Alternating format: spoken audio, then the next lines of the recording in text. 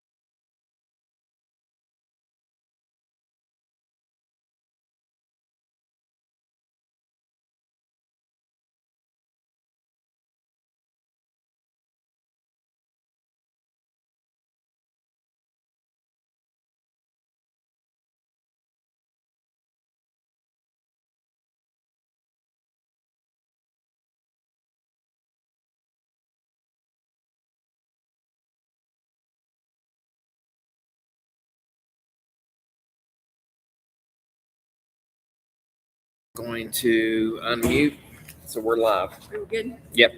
Okay, we'll go ahead and call our special meeting of the Lake County Board of Education to order. I feel like if you'll stand, we'll say the pledge.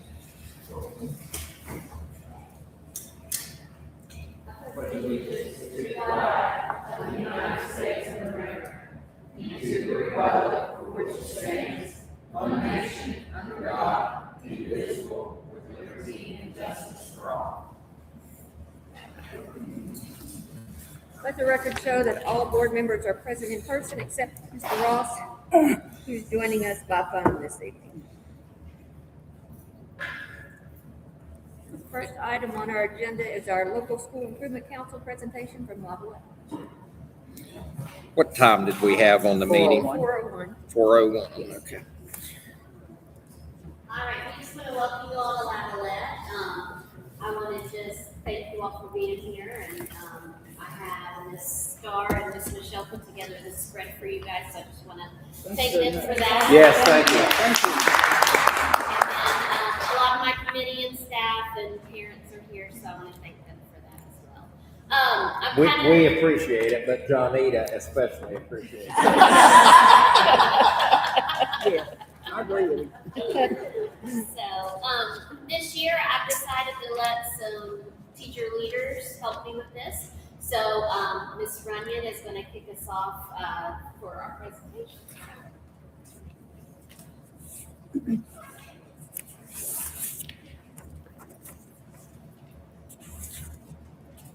I'm going to talk about a couple of things just real quick. Attendance and our enrollments. And our chronic absences have actually gone down, as you can see, by 1.45%. And our average daily attendance is up there compared to last year, keeping a 94.5. We have pretty good attendance from our kids. Yeah. They want to be here. The parents want to bring them. It's not the fights that we used to have. And being a teacher at this school, I've seen we have attendance that really low. So I'm proud that we are at the level we are right now. Our enrollment right now, compared to last year, is down. We were at 246 last year, and we're at 209 this year. Our socioeconomic status is up to a 55% compared to last year to 52% in special education. Even though our numbers stayed at 28%, our actual total of special education went down to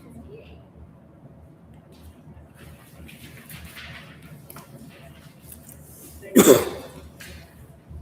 We did lose Title I this year. And we did, yeah. Even though our low SES is up, we did lose that this year, so. Any rate below 20% is really impressive. So it's great to see that it's below that 20 mark.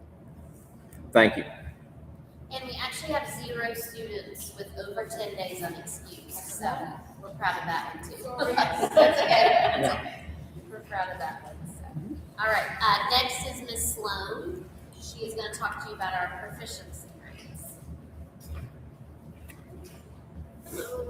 Okay, so we'll start with the summative proficiency rates from 2022 to 2025. There's been consistent growth in ELA and science, and up until 2024-25, we did drop slightly in math, but we have implemented like weekly PLCs that is standard driven, and those standards it's based is success. And it is helping. I'm going to skip the STAR reading first and go to the STAR math to show that the interventionists and the ECATs are helping. If you look at the second and third grade, the proficiency growth from fall to winter, 20 to 30%. But our fourth and fifth is growing also. STAR reading, the same, 14% is growth proficiency. And overall for 24-25, 25-26, if you look at the growth from year to year, we are improving. So I like the numbers we're doing. If we skip and look at the state benchmarks on the next page, we'll start with some numbers that I thought, stood out for you to discuss and celebrate. So first through third grade, if you look at who does not meet standard for benchmark 1, we were at 55%. We decreased that to 25%. Overall proficiency that's on standard or exceeds, we went from 11% for the first benchmark to 43%. So we were really proud of that with ELA. Since I'm the ELA third grade teacher, I'm extremely proud of that. Very good. Also extremely proud of the 504s. So we had an increase from 0% to 33% proficiency. For fourth grade, my goodness, so proud of fourth grade. I wish they were here. Their proficiency overall, 15% to 34%. Their 504s went from 0 to 80%. So way to go, fourth grade. Yeah. Fifth grade, they went from 31 to 32. Oh, I want to add fifth grade. I think that is our highest population of IEPs in that grade. So yes. For math, I want to look at the third grade 504 stats. If you will look at the beginning, we went from 0 to 33%, but if you look at the end of growth, it's negative 67. And I know you want to talk about collaboration, so I'm going to talk about collaboration with this. The collaborative efforts between the interventionists, the third grade teachers, the fourth grade teachers, and the second grade coming in with the ECATs, we have found that certain students needed support from the first benchmark to now. So that's why that negative number is there. I know it doesn't look great, but if you look, our numbers of the 504, 3 to 4 students qualified for a 504 between the first benchmark to now. So those numbers will improve. But that's through the collaboration of the interventionists to show the ECATs the program. And then if you look at fourth grade, the same thing. It's from 8% to 23% with math. And then there again, those 504s, 25% to 40%. So we're moving in the right direction. I really hope we meet our goals this year. So if we look at science, grade increase, 10% to 22%. And if you look last year, we did meet our target goal for math, and I think we're on our way to meeting it this year. Excellent. Thank you. Yeah, those double-digit growth amounts are fantastic. And then I was looking at your instructional reading level scores, Allie. Third grade is already at 88%. Yes. That's great. Fourth grade at 82%. Yeah, those are really good numbers. Our fifth grade this year, I will just say, they've always been 2 classes, but this year they fell below, so we do have 27 in one class, so that's a little bit different for them. So we have all 27 in one class, so they're kind of adjusting to that. So we're not seeing as much growth there. But after we saw those numbers on that first benchmark, we've put in some interventions in there, as long as some co-teaching and pull-outs and things like that. So.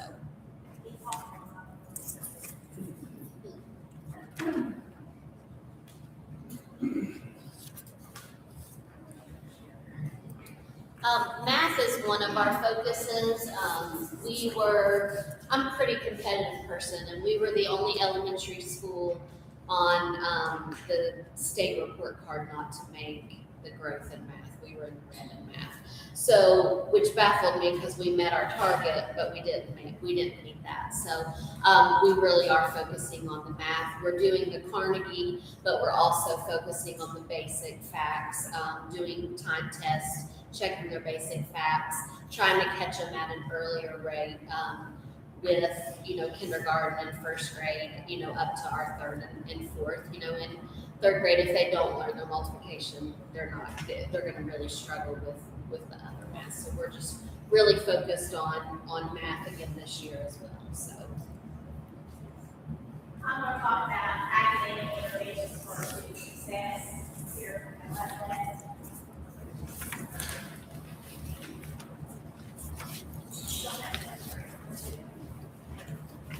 The purpose that we started this year on our academic interventions, we've done a lot of targeted student supports, what Mrs. Slovis was asking about how we found out who needed those interventions and created those 5 and getting those other combinations for testing. We worked on strengthening our core skills, and we tried to promote the equity among all the students. We have diverse learners. It's not just one or the other. It comes in everyone. And then everything that we kind of did with our strategic plans to support our school goals, which we talked about in leadership meetings, and trying to make towards what are to make the kids proficient. I will use a touch screen for you.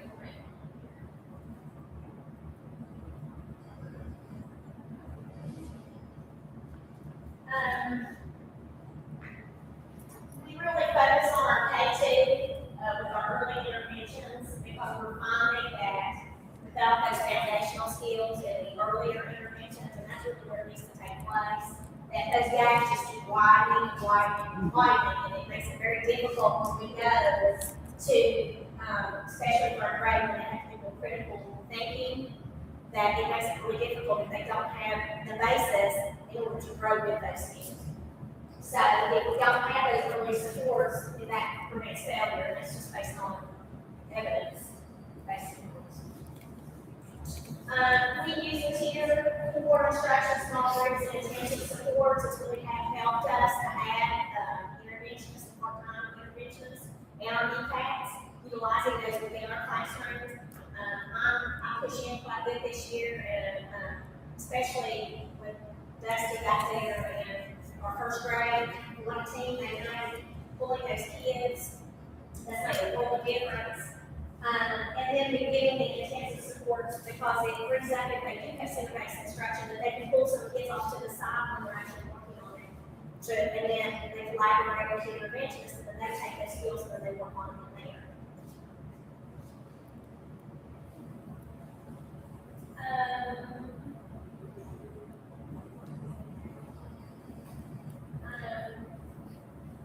We want to make sure everything aligns with our school goals. We want to use our data effectively, and we want to sustain that. And I feel like that's something that we really hit hard on this year. I think that a lot of times we talk about data, but we don't use it for instruction. It's just something on a piece of paper. I was guilty of that 20 years ago. It wasn't really where we were at, but it drives the instruction. And I think that we definitely changed some things with our PLCs here to really focus on what we're teaching, how we're assessing it, and what it looks like after we assess it.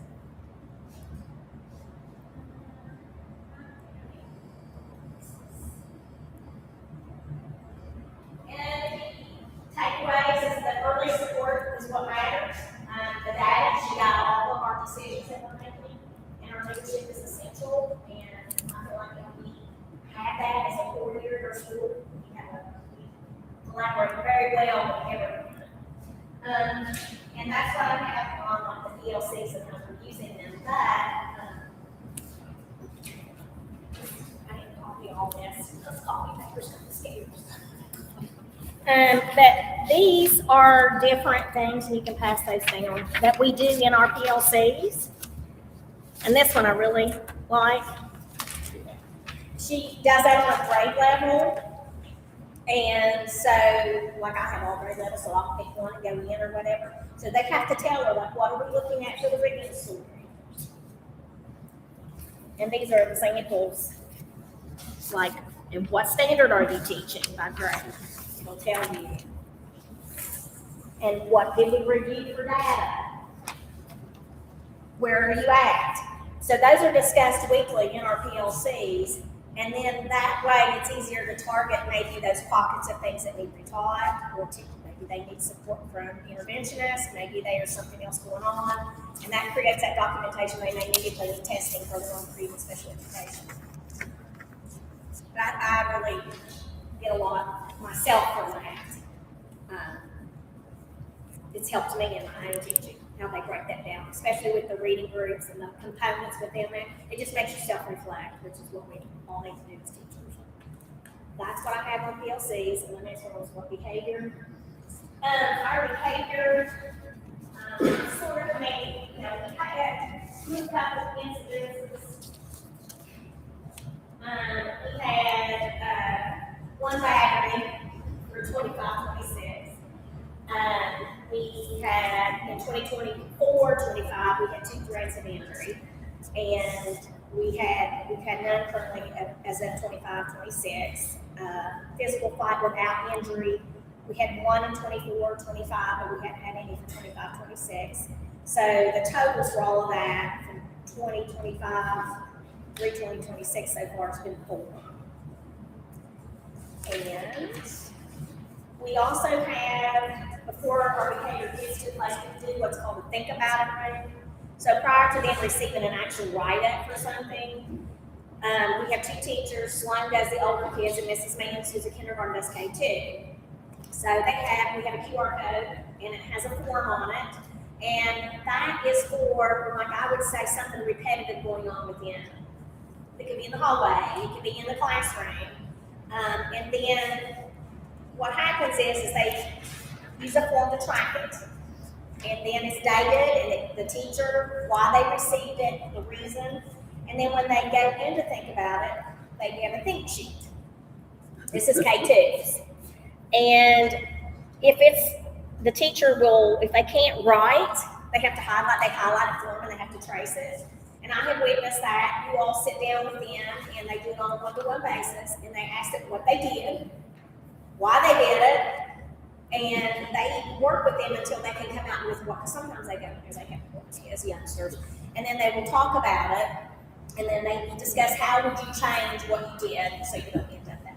So I had spoken with the K2 person that's over that, and she says, you always have repeat offenders, but we only have about 3 in there. I don't know as much in 3-5, but we don't, usually if it's just a slip up or a mess up or something, usually that takes care of it before you get to a write-up or a detention or something. Also, the parent has to sign that document. Okay, if it doesn't come back with a signature, some teachers automatically call. Mrs. Mann says for hers, if it doesn't come back, then she makes the call.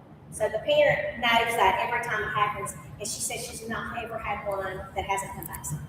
So then they have some ownership of it in the family in this document. Okay.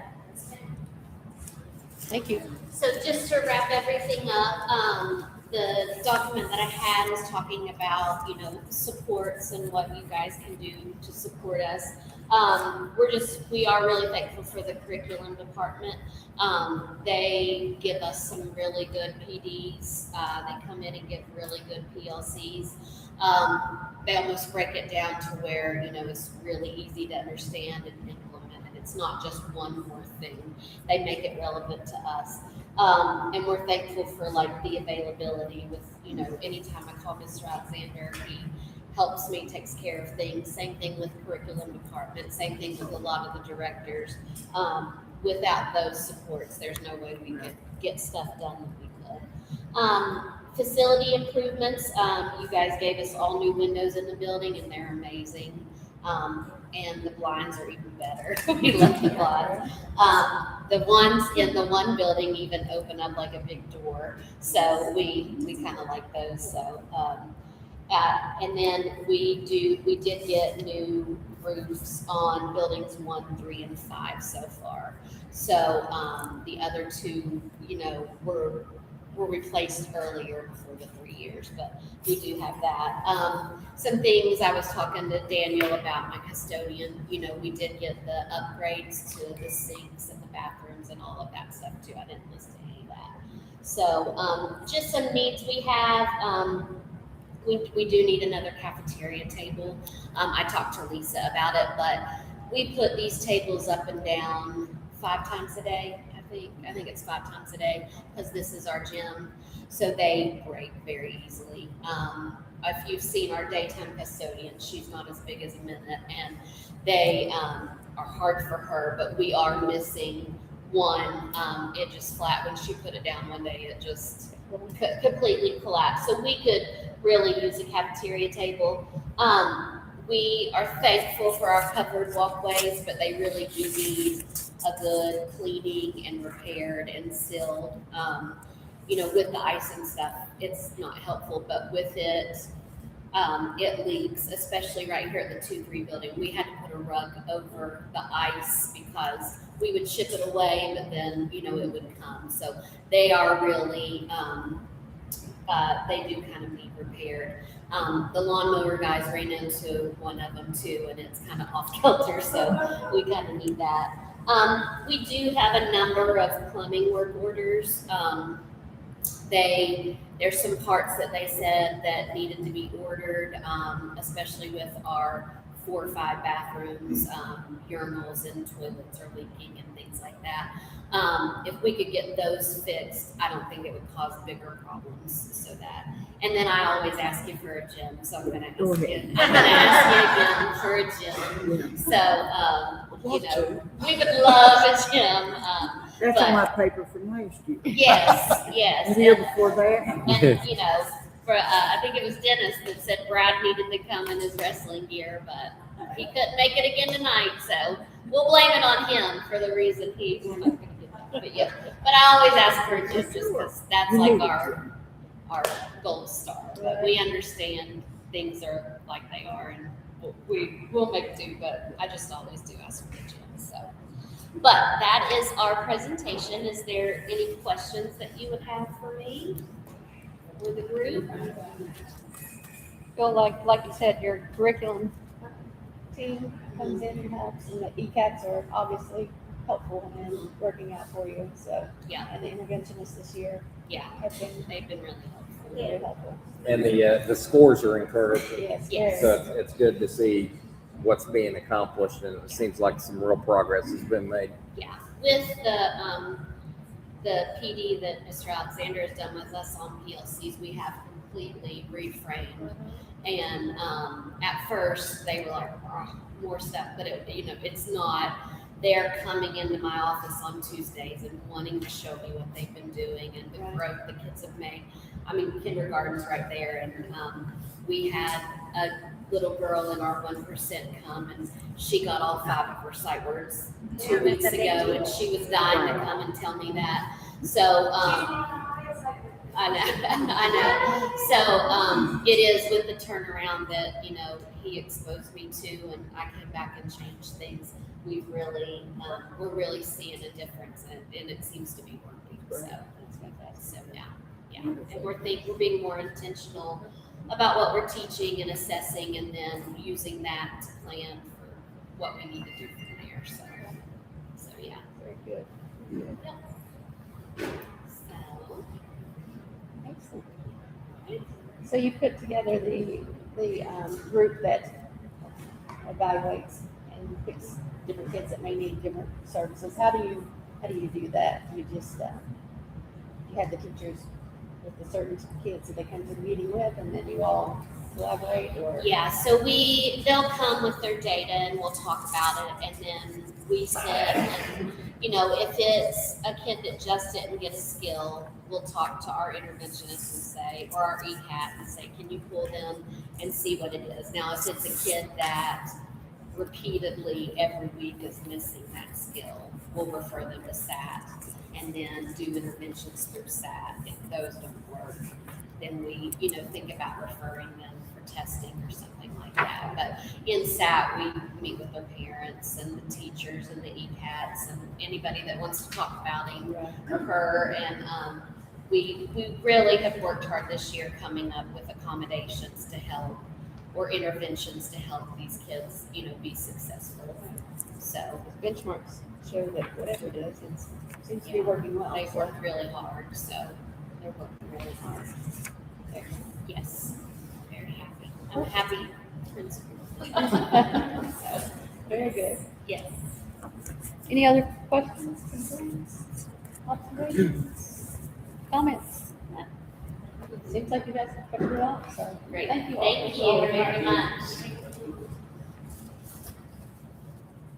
Is there anything that you want us to look at, or anything that we need to see that's, other than, I mean, the walkways and things we've seen, we know that those need to be addressed for you, but Yeah. Nothing like. other major. Do you all know anything that I don't? Okay. Okay. Yeah. All right. Well, we can move on to our new business. We just have a few other things to wrap up real quick. Consider for approval the minutes of the regular board meeting on pages 1 through 6. Motion to approve.